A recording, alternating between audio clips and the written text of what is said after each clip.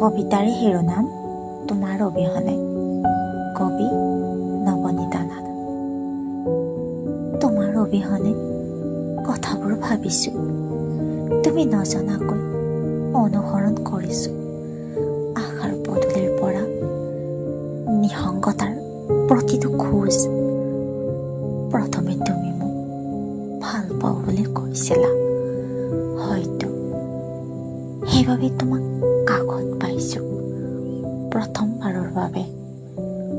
হয়তো হ'ব পাৰে ভুল কেতিয়াবা,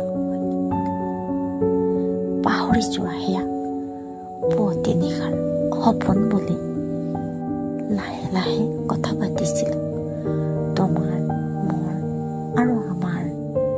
তাৰ মাজতে কিছুমান কথা ৰৈ গৈছিল, ঠিক আহিব খোজা এজাক বৰষুণৰ দৰে।